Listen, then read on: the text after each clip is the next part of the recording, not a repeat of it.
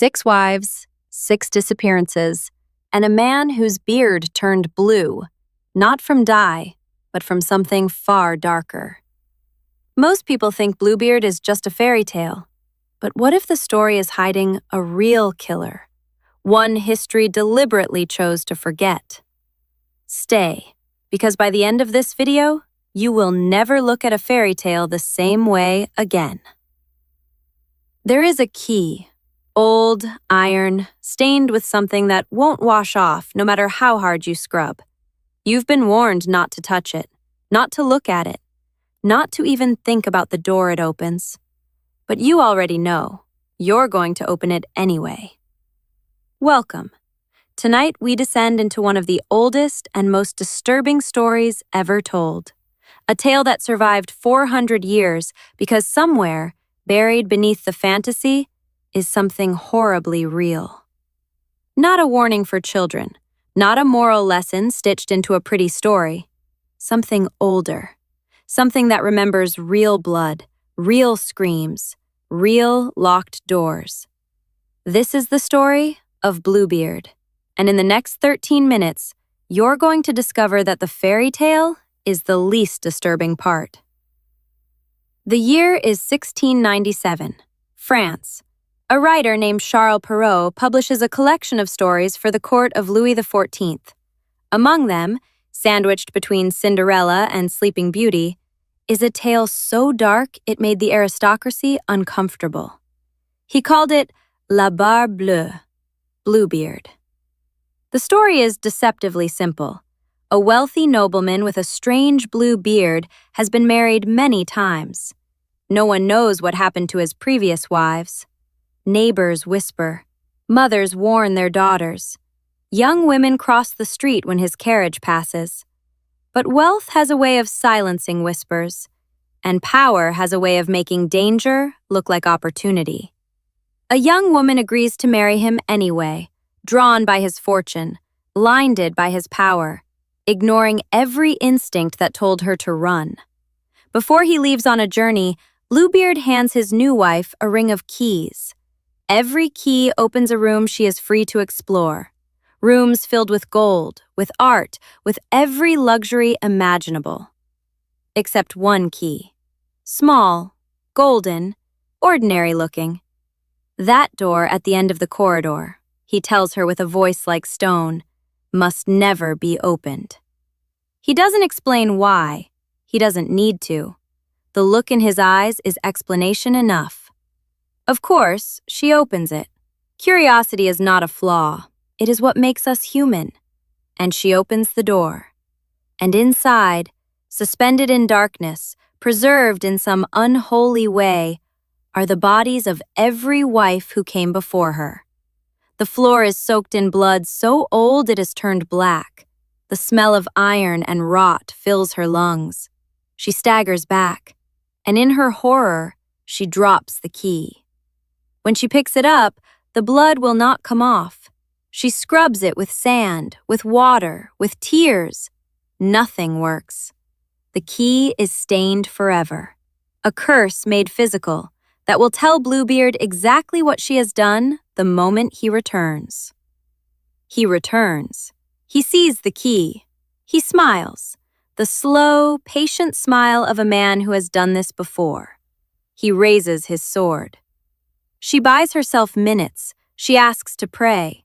She climbs to the highest tower and calls out to her sister Anne, watching the road. Her brothers come riding like thunder through the gates and cut him down before he can finish what he has started.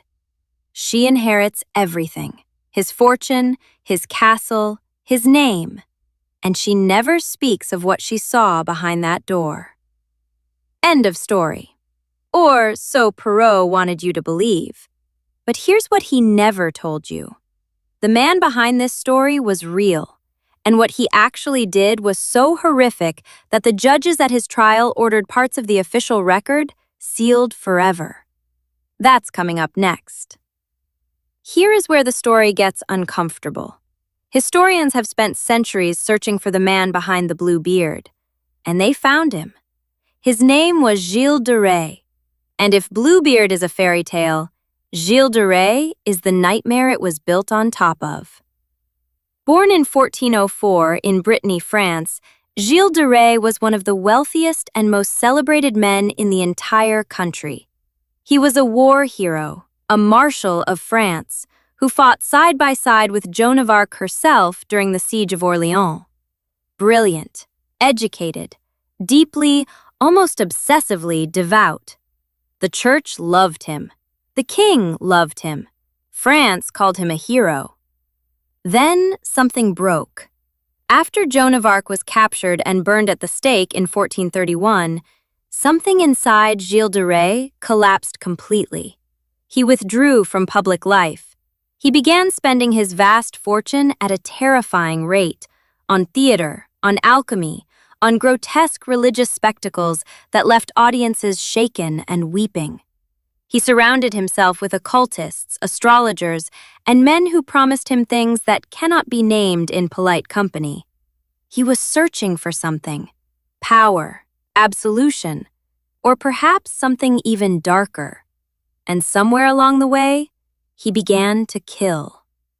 At his trial in 1440, the testimonies were so disturbing that the presiding bishop turned away and wept openly in the courtroom. Witnesses described a locked chamber deep in his castle, a room on no floor plan, in no inventory, that no servant was ever permitted to enter. Inside, investigators found remains, hundreds of them.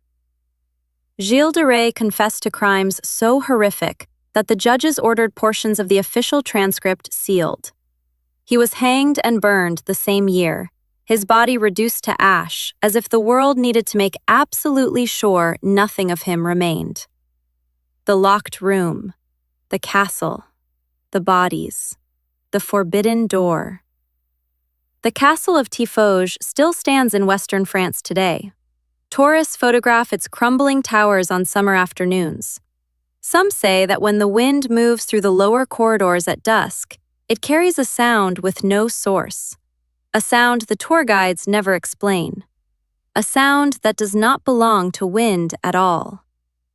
But Gilles de Rais is only the first layer of this story, because there is an even older figure behind the legend, a king who killed his wives for a completely different reason. And that reason is far more disturbing than anything we've covered so far. In the deep mist of Breton legend, centuries before Perrault ever put quill to paper, there is another figure, a king. His name was Connemore, and history remembers him as Connemore the Cursed.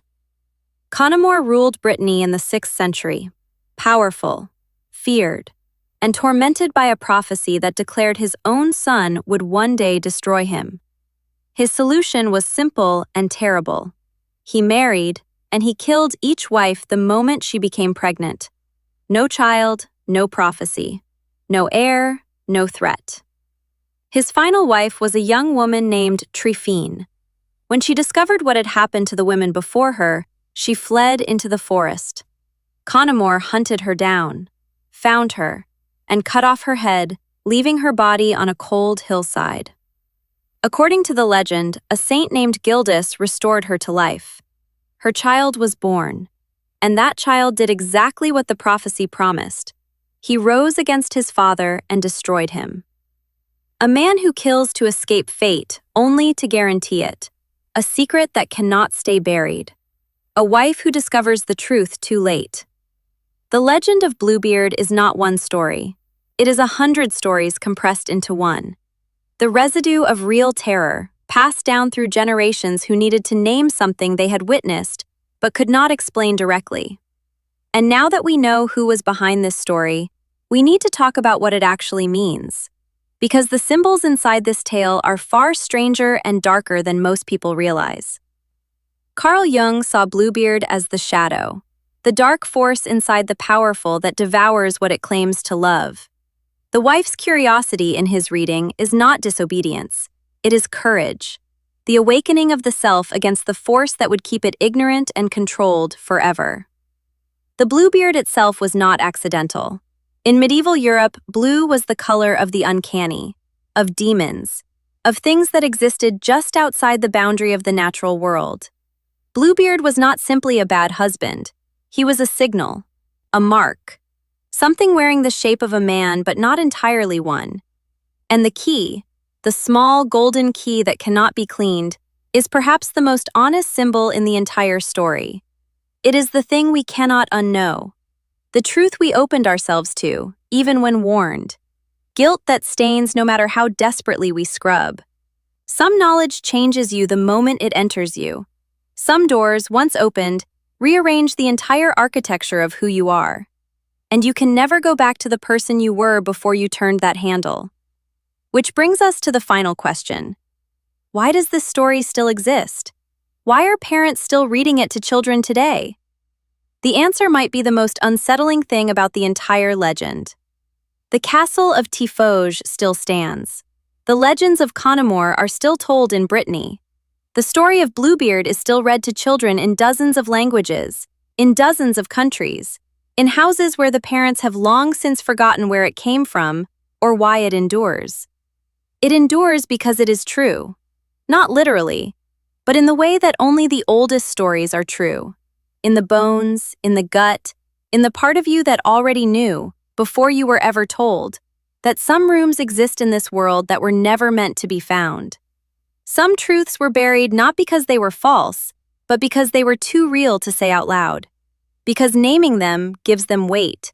Because once you know, you carry it.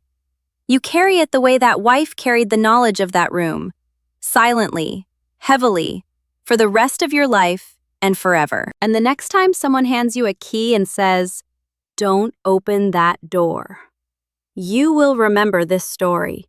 You will feel the weight of it in your hand, the cold iron, the dried stain that will not come clean. And you will hesitate for just a moment, and you will open it anyway.